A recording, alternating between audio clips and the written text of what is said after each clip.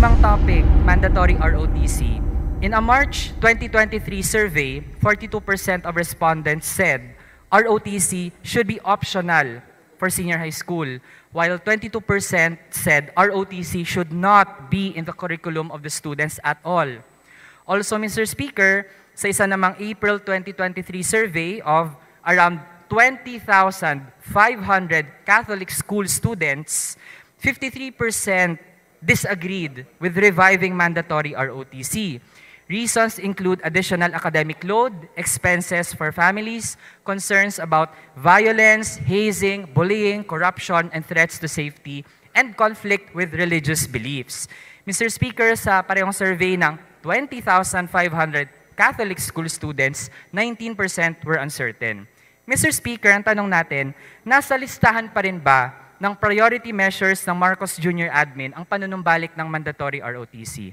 Hindi incompatible ang economy at ang national sovereignty. In the first place, Mr. Speaker, kung tayo talaga ang nakakahawak sa ating mga teritoryo, maraming resources dyan ang pwedeng tayo ang mag-harness. Kaso, Mr. Speaker, hindi natin nagagawa dahil for the longest time, pinabayaan natin na ang China ay umalagwa sa West Philippine Sea. Kaya, Mr. Speaker, with that remark of the Vice President, maituturing ba nating pagtatraidor sa bansa ang ganitong mga mensahe ng Vice Presidente?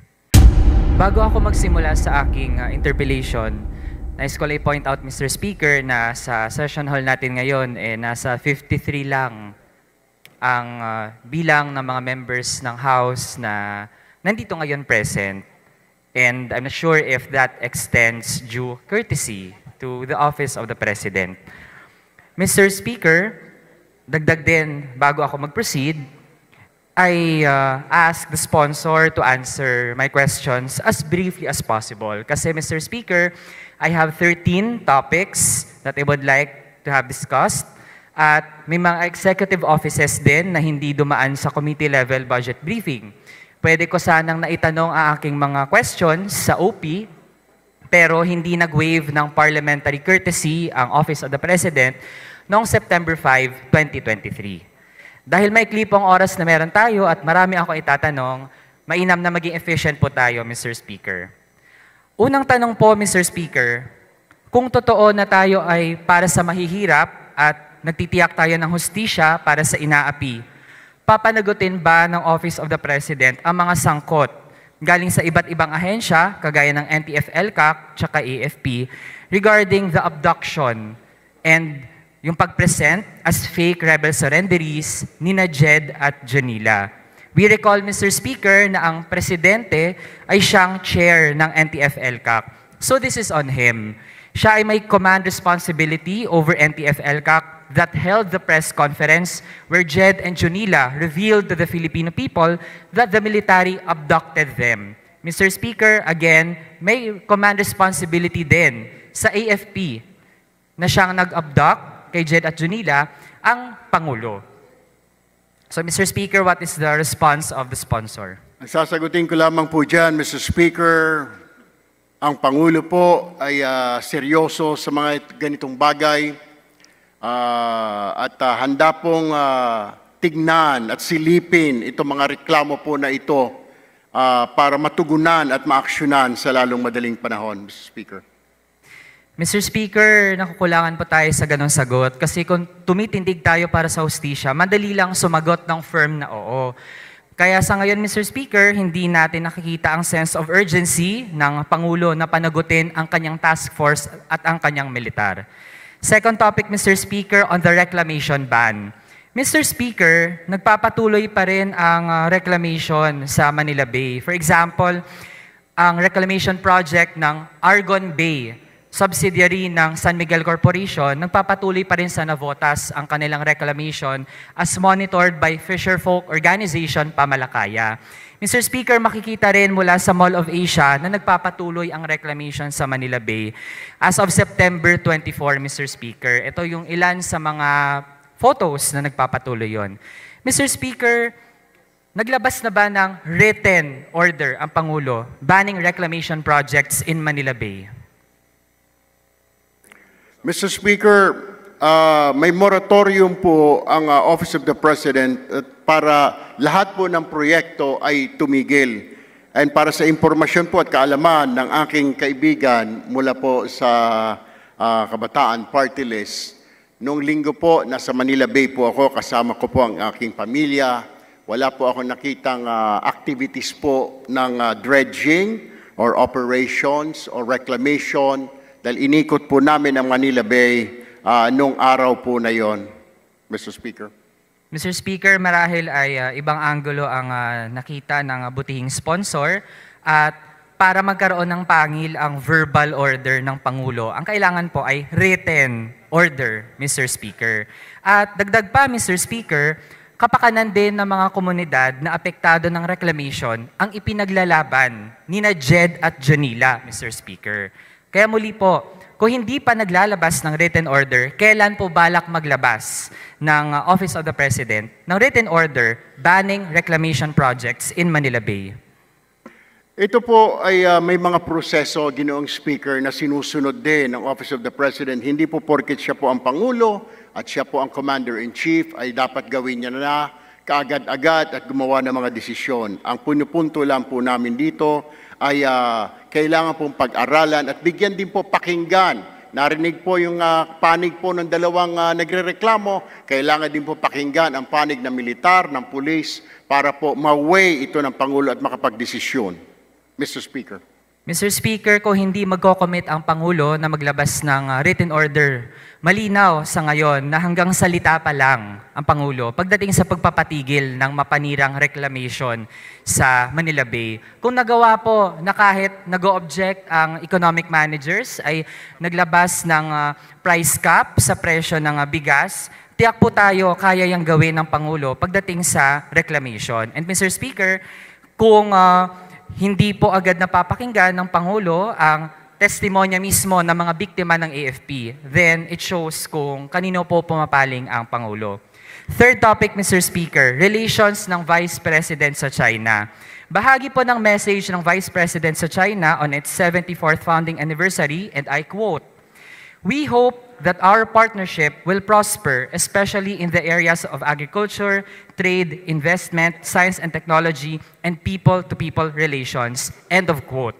Mr. Speaker, ang ganitong mga sinabi ng Vice President, this is not consistent with the remarks of the Defense Secretary. Ang sabi po ng Defense Secretary sa committee budget briefing ay nagpo-portray ng cold attitude towards China given its encroachment in the West Philippine Sea. Kaya Mr. Speaker, how can the President reconcile these incompatible stances of his Vice President and his Defense Secretary? Mr. Speaker, sagutin ko po muna yung huling katanungan po ng aking kaibigan. Yung tungkol po sa reclamation, balikan ko lamang, mabilisan lamang po. Pinatigil po ito ng Pangulo dahil nga po sa mga reklamo na karating po sa kanya. Kaya po ipinatigil kaagad ito ng Pangulong Marcos. Pangalawa po, ibang issue naman po itong nasa China ngayon. Ayan po ay mula po sa Office of the Vice President. Pero yung pong kanyang mga statement marahil ay hindi pa po talaga, hindi naman yun official stand ng buong pamahalaan, Mr. Speaker. Mr. Speaker, follow up. Ang sektor ng pangisdaan ay bahagi ng agrikultura. Maaasahan ba ang China bilang partner sa agrikultura at pangisdaan kung inaapakan nito ang karapatan ng mga mangingisdang Pilipino na ipagpatuloy ang kanilang kabuhayan sa West Philippine Sea? Kamakailan lamang, Mr. Speaker, nag-install pa ang China ng floating barriers sa Baho de Masinloc para hindi makapangisda ang mga Pilipino doon. So, Mr. Speaker, again, can China be considered a partner in agriculture? Sa totoo lang, Ginoong Speaker, ang China po ay ating malapit na trade partner. Pero pagdating po sa ibang aspeto, ito na nga po ang pinag-aaralan ngayon po ng task force. At tinitignan, kung ako po ay personal na tatanungin, kailangan po talagang pag-aralan muli itong relations natin sa China. Kasi para pong kailangan nating piliin, ekonomiya ba o yung ating national security, yung ating kalayaan at yung ating soberenya, Ginoong Speaker. Mr. Speaker, tingin natin hindi incompatible ang economy at ang national sovereignty. In the first place, Mr. Speaker, kung tayo talaga ang nakakahawak sa ating mga teritoryo, maraming resources dyan ang pwedeng tayo ang mag-harness. Kaso, Mr. Speaker, hindi natin nagagawa dahil for the longest time, pinabayaan natin na ang China ay umalagwa sa West Philippine Sea. Kaya, Mr. Speaker, with that remark of the Vice President, maituturing ba nating pagtatraidor sa bansa ang ganitong mga mensahe ng Vice Presidente? Mr. Speaker, yung mensahe po ng Office of the Vice President ay sa kanya po yung mensahe, pero it doesn't reflect the message of the Office of the President or the entire nation, Mr. Speaker. Mr. Speaker, fourth topic, confidential funds in the executive branch. Labas muna yun sa OP. Mr. Speaker, sino ang nagpasya na sa contingent fund kunin ang confidential fund ng OVP for 2022, kahit na illegal?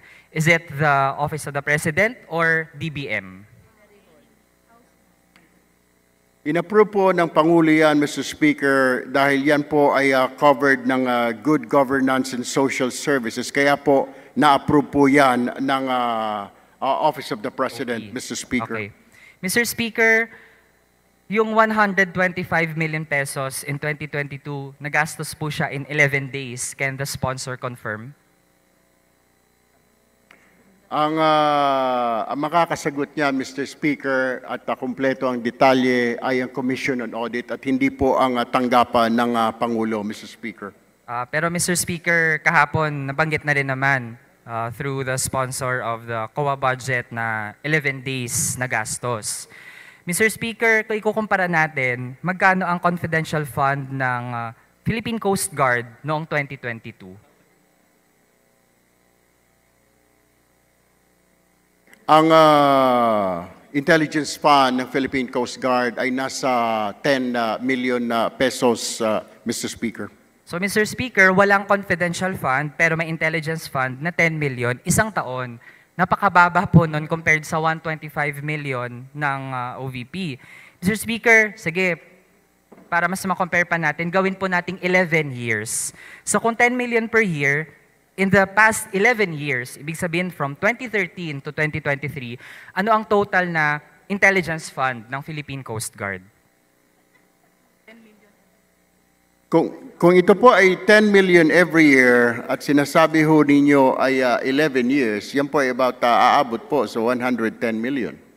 So Mr. Speaker, mas mataas pa rin ang confidential fund ng OVP spent in 11 days kumpara sa combined confidential and intelligence funds ng Philippine Coast Guard for 11 years, Mr. Speaker, to defend the West Philippine Sea.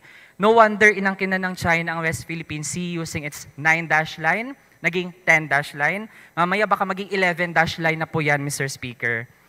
Panglimang topic, mandatory ROTC.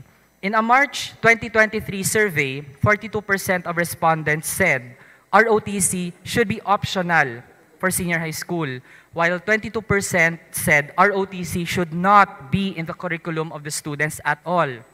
Also, Mr. Speaker, sa isa namang April 2023 survey of around 20,500 Catholic school students, 53% disagreed with reviving mandatory ROTC. Reasons include additional academic load, expenses for families, concerns about violence, hazing, bullying, corruption, and threats to safety, and conflict with religious beliefs. Mr. Speaker, sa parehong survey ng 20,500 Catholic school students, 19% were uncertain. Mr. Speaker, ang tanong natin, nasa listahan pa rin ba ng priority measures ng Marcos Jr. Admin ang panunumbalik ng mandatory ROTC? Kung ito po ay nakapaloob sa ating konstitusyon na magsilbi po ang bawat Pilipino sa ating pong bayan. Pero kung akong tatanungin po, Mr. Speaker, hindi rin po ako sang-ayon doon. Pero kaya nga po, hindi pa ho ito na-implement fully dahil ito po ay patuloy na pinag-aaralan ng Office of the President, Mr. Speaker. Mr. Speaker, at least we're glad to hear na ang sponsor personally ay hindi siya sang-ayon doon. Kasi Mr. Speaker, pagdating sa forma ng pagsisilbi sa bayan, hindi dapat maging diktador ang Marcos Jr. Admin sa ating mga kabataan. Mr. Speaker, I'm amused. Pagdidikta ang turing sa simpleng pagtuturo ng kasaysayan, kabilang ang pagtuturo ng martial law ni Marcos Sr., pero ang mandatory ROTC hindi. Parang baligtad po. Tapos, Mr. Speaker, kasama ang militar sa magtuturo ng mandatory ROTC. As confirmed during the DND budget hearing last September 20, nais ituro ng AFP sa mga estudyante na magiging rebelde sila kung aaralin nila ang katotohanan, kasaysayan at current events. Ituturo ng militar ang kasinungalingan na gumanda ang ekonomiya noong martial law ng diktadurang Marcos Sr. No wonder na priority ng Marcos Jr. admin na papasukin ang militar sa mga campus para magturo via mandatory ROTC. And again, Mr. Speaker, mapapadali ang pag-abduct ng AFP sa mga kabataan kung nakaistasyon sila sa loob mismo ng mga paaralan. Sixth topic, Mr. Speaker, travel expenses. Magkano ang travel expenses ng Office of the President noong 2021?